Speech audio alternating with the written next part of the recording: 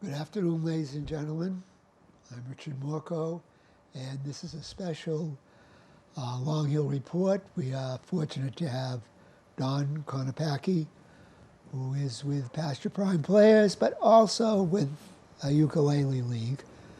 And he's here to talk about an event that's coming up, and maybe you would like to introduce it. Sure. Hi, my name is Don Konopackie. I'm a member of both Pasture Prime Players as well as C.U.L.E, which is the Charlton Ukulele the Charlton Ukulele League and Ensemble. There, got it all straightened out. And we'll be doing a concert this coming Thursday, December, I believe it's 14th, at 6 p.m. till 7 p.m. in the Charlton Public Library on the first floor where the adult section is. This particular concert is going to be a combination of two entities. First we have C.U.L.E, the ukulele club, and then we have from Pasture Prime Players the Grizzly Coffee House, which is a jam session which is held once a month.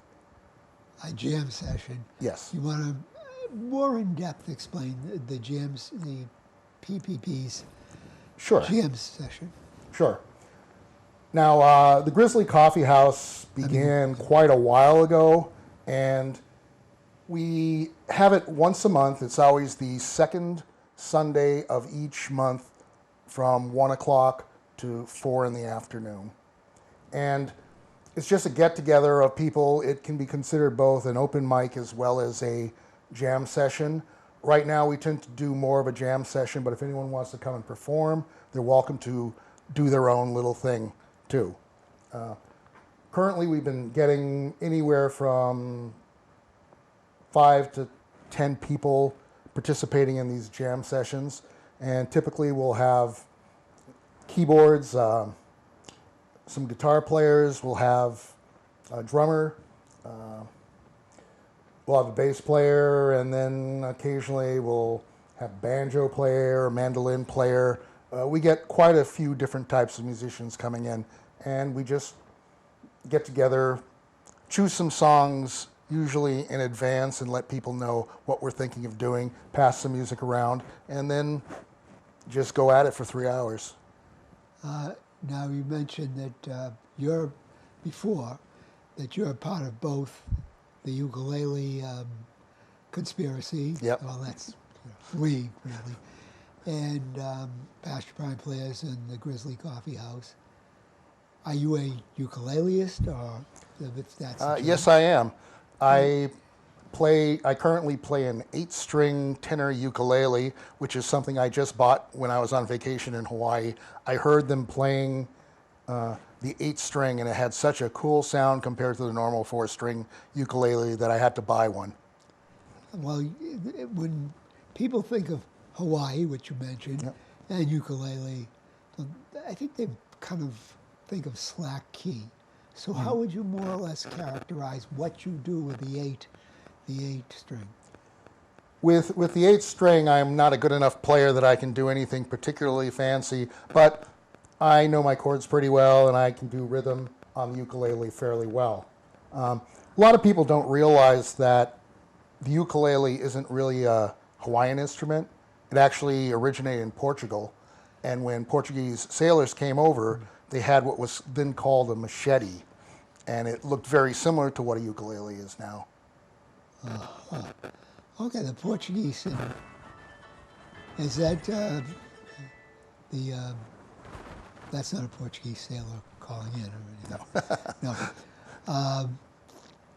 Yeah, I think obviously Polynesia, they got around as sailors, but their local instruments were not anything like European instruments, so we couldn't understand it was not indigenous, but they've run with it.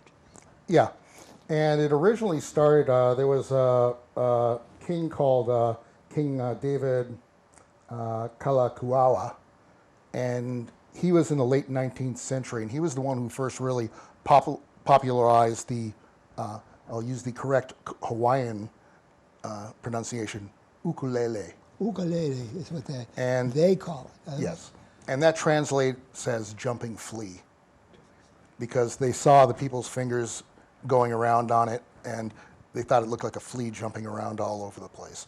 And that's where the ukulele comes from.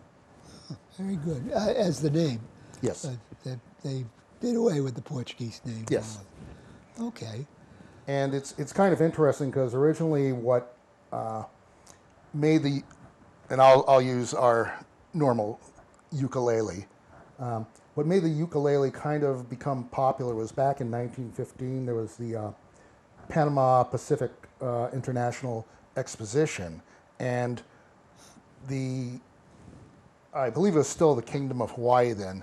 They came over to this exposition, and I think it was in San Francisco, and brought over their Hawaiian music, and they were just the talk of the town, and everyone really liked it, and that's what kind of began the popularization of the ukulele. I mean, there's a lot of early ones, like probably one of the most famous early ones was Cliff Edwards, also known as Ukulele Ike, but more famous as the voice of Jiminy Cricket.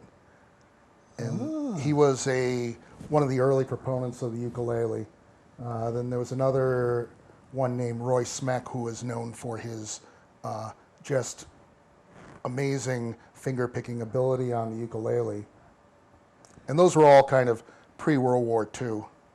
You know anybody who was famous post-World War II? Well, yeah, there's quite a few. I mean, probably, yeah. I mean, in America. Yes. So probably the most famous exactly post-World War II would have been Arthur Godfrey. I was going to bring that Yeah. up because I was a little boy. You probably don't remember this. No. I can remember barely remember some things, but the Arthur Godfrey yeah. show. I can't have been more than 4 Yeah. in remembering him coming on the TV. TV was really brand new at that time. Just came basically coming of age. The picture tubes were getting a little bigger when I Yeah. first saw it, and yeah, Arthur Godfrey kind of made it a little famous. He was no Don Ho. Well, who was Don Ho? Didn't play the ukulele, did he?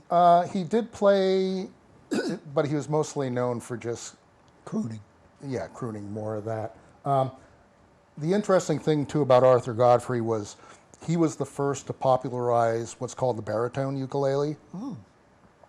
So there are 4 different types of ukulele. There's a soprano, which is what a lot of people start off with because you can buy them really cheap. And, they're only about this big. Yeah. And someone who has big, fat ham hands like mine, I can't really use the fretboard very well, so I had to go to a larger type of ukulele. But most people start off with a soprano just because you can buy them so cheaply. You can get it for $25, $30. You can get one and start playing around with it. But in addition to the soprano, then there's a concert, which is just slightly larger. Then there's the tenor, which is what I play. And then finally there's the baritone.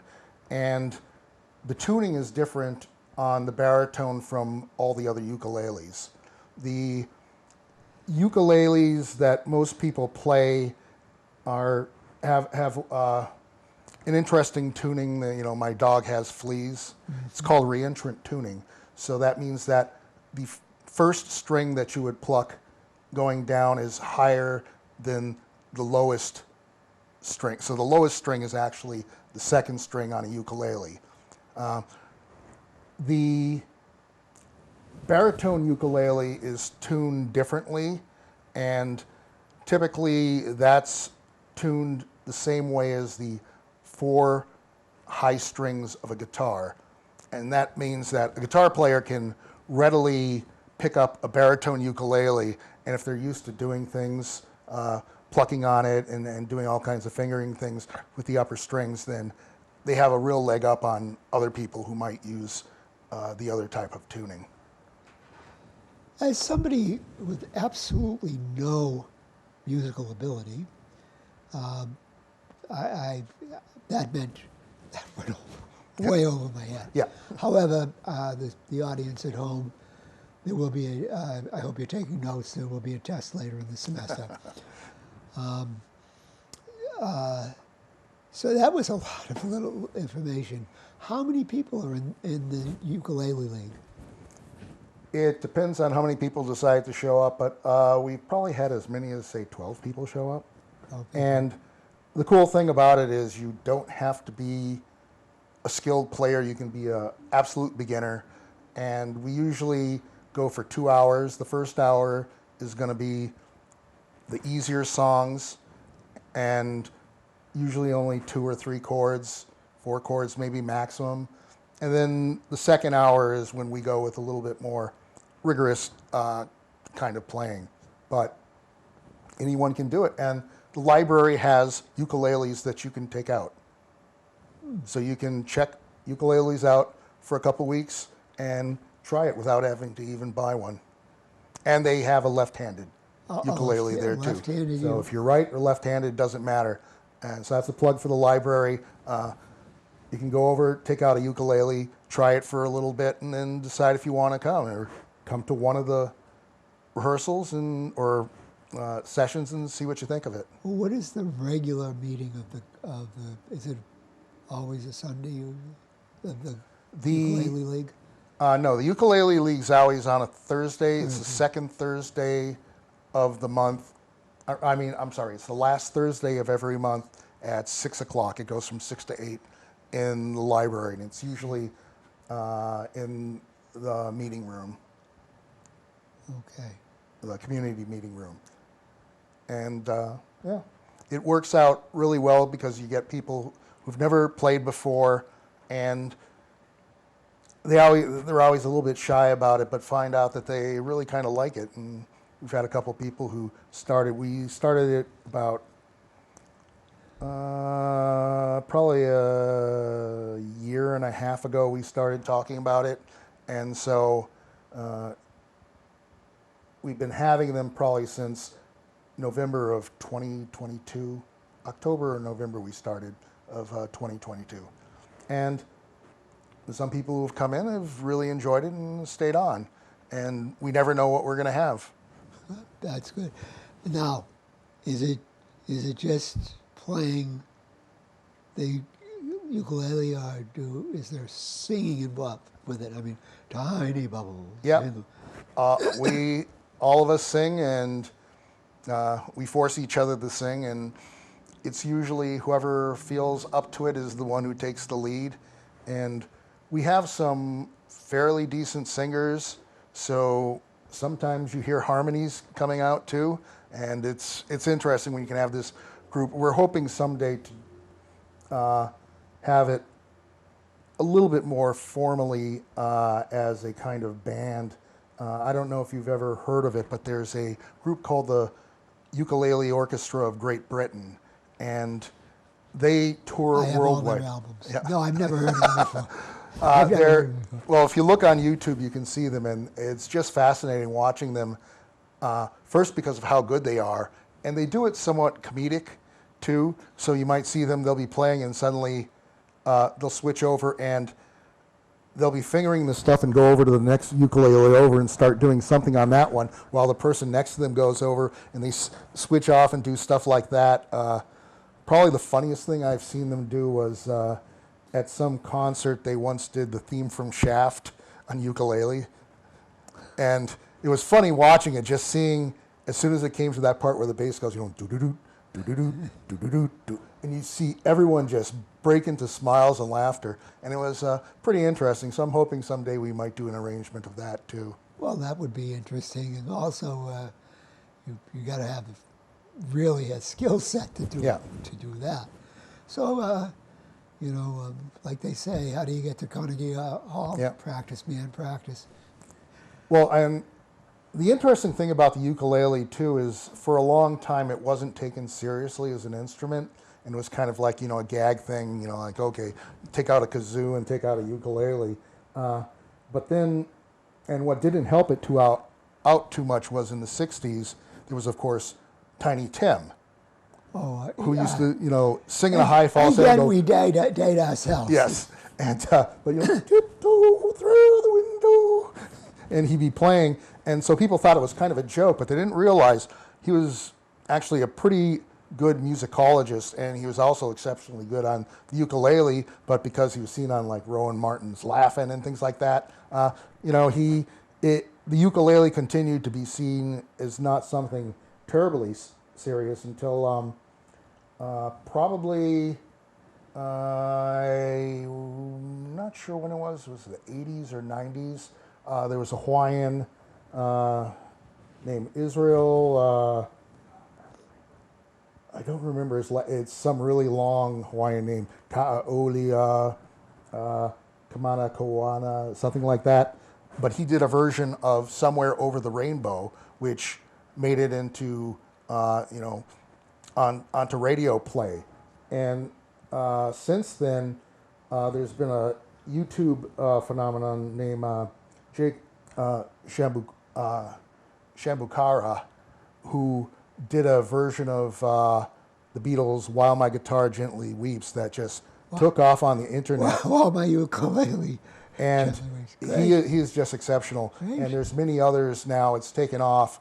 And people don't realize a lot of rock stars have used ukulele in some of their things. All the Beatles played ukulele, which is interesting. That is interesting. And I know with the band Queen, the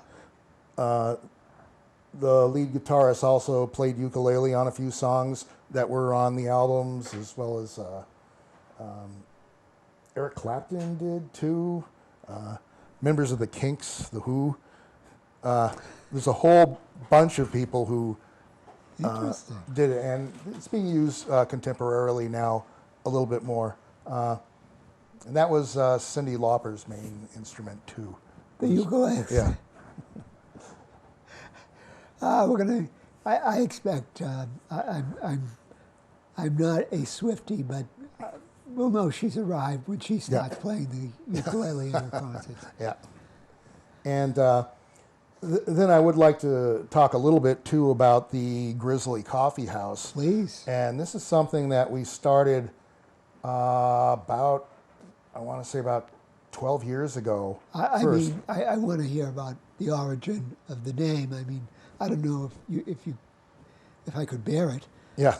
But please speak to the name. Okay. Well, the name comes from someone whose name is actually a trademark. So I think I can still say Grizzly Adams, who is buried right across the street from where we're now. I did not know he was buried there. So Yeah. I'm glad you came. Yeah. Yeah, I didn't know. So So- why? But why him? Yeah, let me.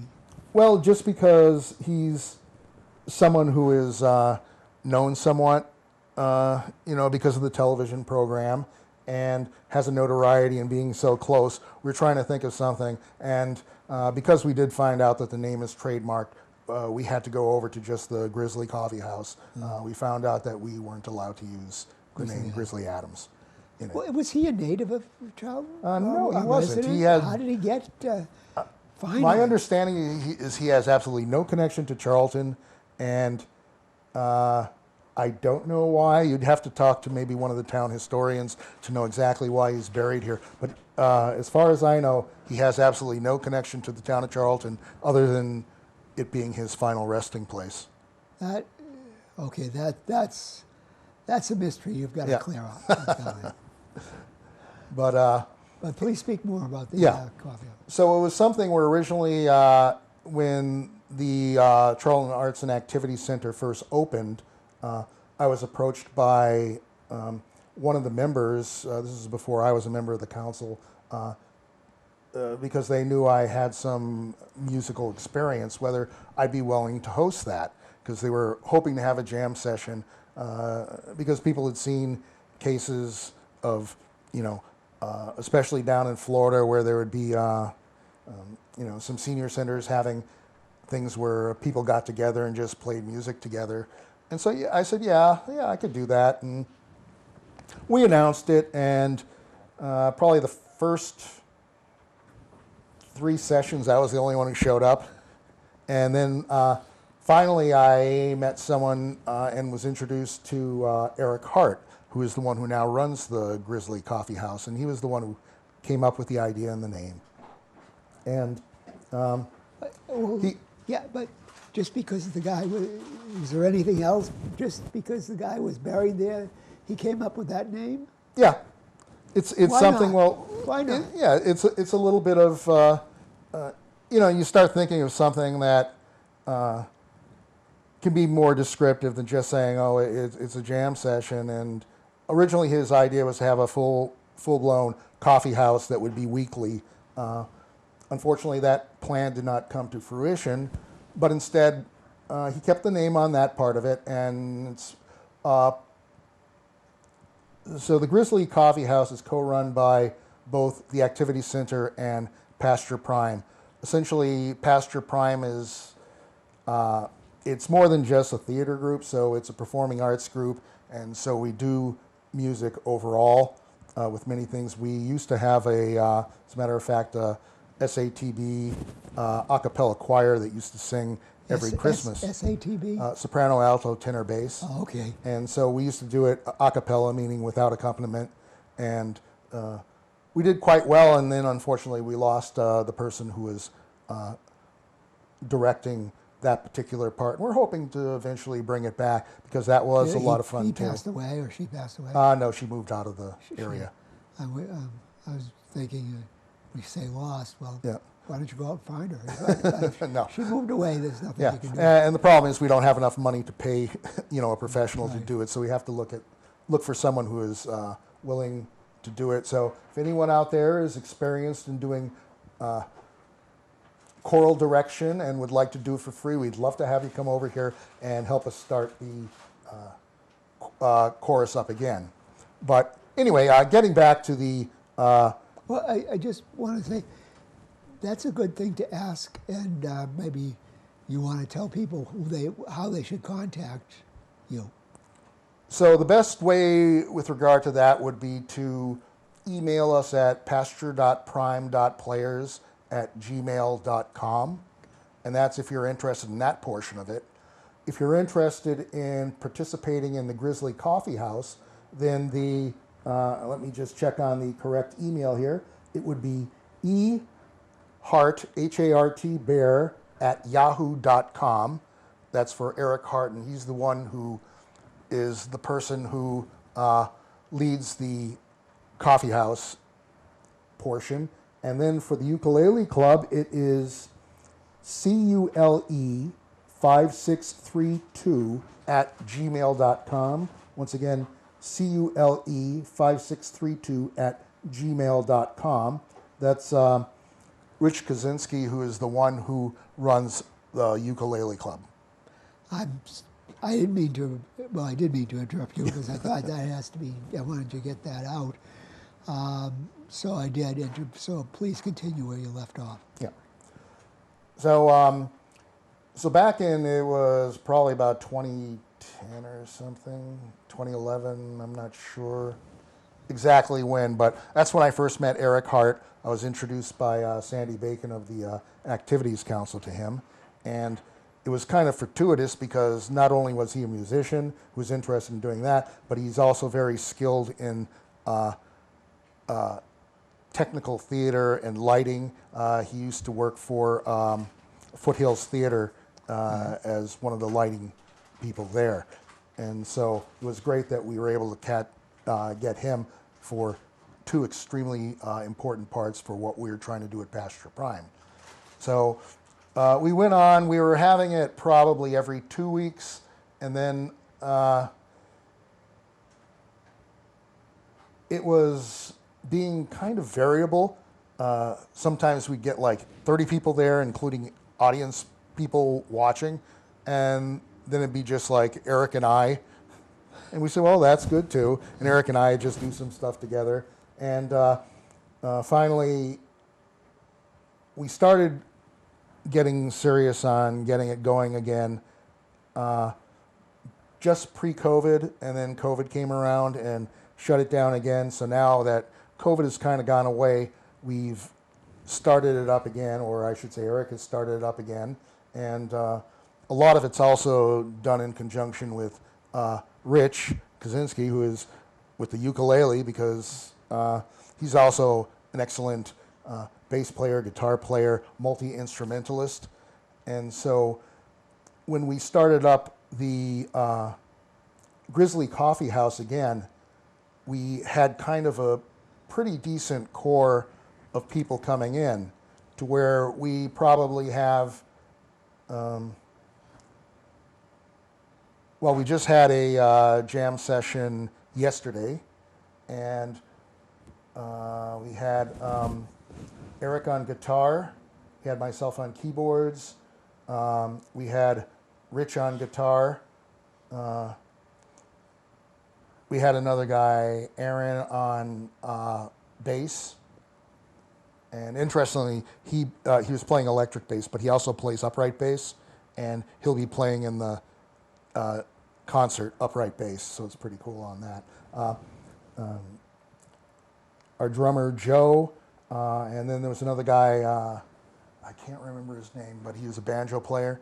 In the past, we've had mandolin players show up. We've had more than, we've had like 3 or 4 guitar players at sometimes. So it's been really a pretty good core of people, and it's something, I don't know, we don't know where it'll go, but for now it's just a lot of fun to get together once a month and play.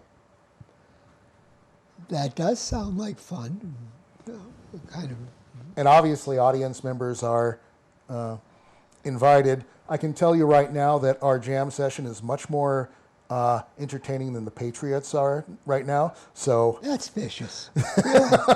That's so really that's something to consider if you don't want to watch some bad football play. You can come over and hear some decent music. Okay. Well, that's it's one thing to say we're doing better than, but I mean, how much? How it's a low bar. Yeah.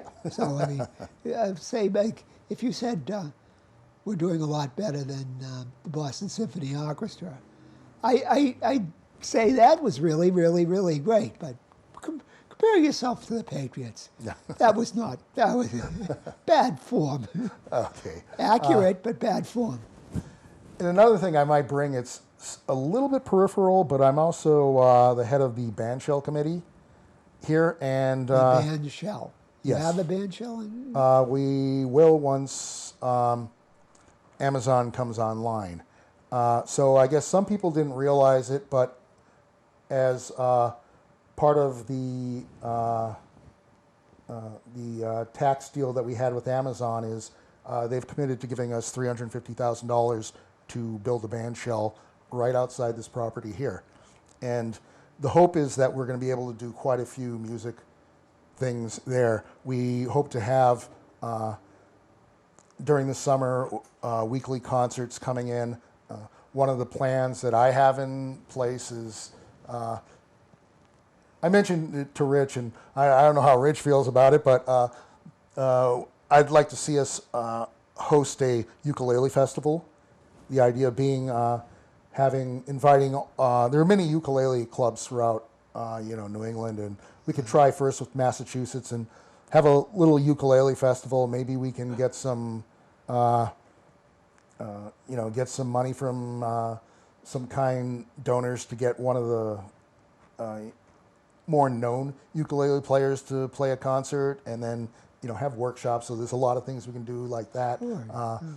I can certainly see where we might start doing some of the jam sessions outside on the band shell and just having it open air. There's a lot of things that could happen, and I'm very excited about the prospect of having that where we can help the community really come together from the performing arts standpoint. Well, the dollar deteriorates due to inflation, but what did you say, 350,000? Yes. You could build one heck of a shell. Yeah. With that. And the interesting thing too is I hope to possibly go after additional grant money. The state of Massachusetts has a performing arts cultural council, excuse me, and they have a matching fund for building. And so I'm going to take a look and see if I can get an extra 200,000 grant And the hope is that this would allow us to have, a really top-rate facility, including having good lighting and sound systems attached with it. Obviously, you have to go after the grant, but I'm hopeful that that might be something we can do too. And that sounds like quite a plan, and Yep. I hope it comes to fruition. As we're just about at the end, please announce the time, the dates, and everything again, please. Okay, so the key thing is this Thursday, the 14th of December at 6 o'clock, there's going to be a concert, which is a combination of not only the C.U.L.E, the Charlton Ukulele League and Ensemble, as well as the participants in the Grizzly Coffee House. And it's going to be quite the thing. I know that we probably have about, I want to say probably about 8 ukulele players, a mandolin player, I think a banjo player, upright bass, and a drummer with a very small drum kit. And it's going to be a lot of fun for everyone. Then we have the normal C.U.L.E meetings, which for the Ukulele Club, which meets on the last Thursday of every month at 6 o'clock. It goes from 6 to 8. The first hour is usually for the more beginner type ukulele players. In the second hour, we usually spend going over things that might be not really, really difficult, but a little more challenging. And then finally, the Grizzly Coffee House meets the second Sunday of every month from 1 o'clock to 4 o'clock in the afternoon. And that meets here. Downstairs. At the Okay. Charlton Arts and Activities Center. Excellent. Well, great. Well, I wish you all the best success. This has been Richard Morco. Grateful to Don Konopackie to have come by. And this is the Long Hill Report. Thank you very much.